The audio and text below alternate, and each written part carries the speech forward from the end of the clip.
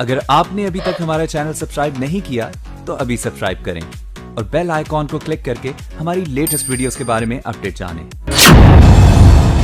स्वार विधानसभा से सपा उम्मीदवार तय, औपचारिक घोषणा का किया जा रहा इंतजार। उम्मीदवार का नाम सुनते ही बीजेपी भड़की, सपा के खिलाफ साजिशों का दौर जारी। सपा उम्मीदवार ने कहा, अब होगा असली मुकाबला। उत्तर प्रदेश उपचुनाव में सबसे ज्यादा चर्चित सीटों में रामपुर जिले की स्वार विधानसभा को माना जा रहा है, क्योंकि सपा की जीती हुई इस सीट से बीजेपी ने तमाम कानूनी दांव-पेच का इस्तेमाल कर विधायक अब्दुल्लाह आजम की सदस्यता को रद्द करवा दिया और अब बीजेपी यहां से जीत का ख्वाब देख रही है, जबकि स्वार से अब तक बीजेपी कभी जीत ही नहीं पाई।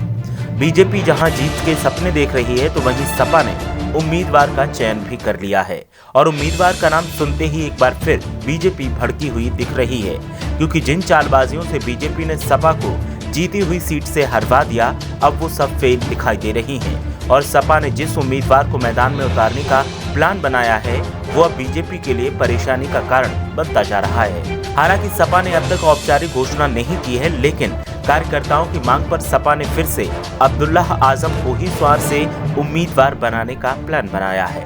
अब्दुल्लाह आजम की उम्र को लेकर विधायकी छिनी थी, लेकिन अब अब्दुल्लाह आजम चुनाव लड़ने की सारी औपचारिकताओं को पूरा करते हैं और जब से अब्दुल्लाह आजम के नाम की चर्चा तेज हुई है, बीजेपी खफा दिखाई दे रही है, क्योंकि जिसे रास्ते से हटाने का बीजेपी ने प्लान बनाया था वो फिर से ताल ठोकने के लिए तैयार है। स्वार विधानसभा पर नवंबर में उपचुनाव होगा।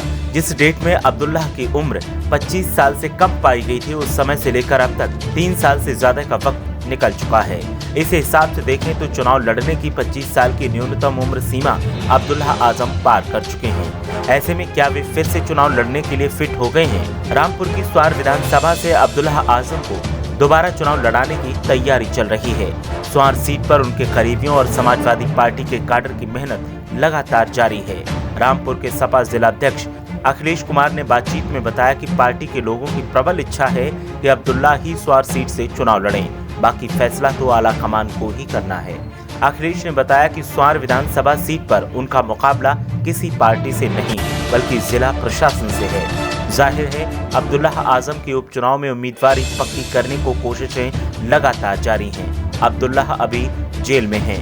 उनके ऊपर दस्तावेजों में हेरफेर का मुकदमा अंडर ट्रायल है। दूसरी तरफ बीजेपी भी कोई कसर नहीं छोड़ना चाहती। उसकी पहली कोशिश तो यही रहेगी कि स्वार सीट से आजम खान के ब्लड रिलेशन से कोई भी चुनाव न लड़े। अब्दुल्लाह तो कतई नहीं। स्वार से बीजेपी प्रत्याशी की दौड़ में शामिल आकाश सक्सेना इसके लिए लंबी कानूनी लड़ाई लड़ रहे हैं। उन्होंने कहा कि आजम खान के पूरे परिवार के चरित्र से लोग वाकिफ हो गए हैं। वो जान गए हैं कि आजम ने सिर्फ अपना और अपने परिवार के लिए काम किया है। बीजेपी खेमे में इसी बात को लेकर थोड़ी चिंता बनी हुई है। दूसरी तरफ समाजवादी पार्टी और आजम खेमे में इस बात को लेकर चिंता है कि अब्दुल्लाह के मामले को लेकर जिला प्रशासन क्या रुख रखेगा। चिंता इस बात की है कि न जाने किस ग्राउंड पर उनके नामांकन पत्र को खारिज कर दिया जाए। इस जद्दोजहद के बीच इतना तो तय है कि आगे आने वाले समय में कोई बड़ी कानूनी अड़चन नहीं आई तो आजम खान के बेटे अब्दुल्लाह आजम जरूर स्वार सीट से दोबारा चुनाव लड़ेंगे और जिस बीजेपी ने उनकी विधायकी को रद्द करवाया था उसको कड़ी चुनौती देंगे। देखना ये है कि क्या अब्दुल्लाह आजम यहाँ से ताल ठोकेंगे या फिर समाजवादी पार्टी किसी और को चुनावी मैदान में उतारेगी। फिलहाल कार्यकर्ताओं जिलाध्यक्ष की माने तो अब्दुल्लाह आजम ही यहाँ से उम्मीदवार हैं। ब्यूरो रिपोर्ट, मीडिया हलचल।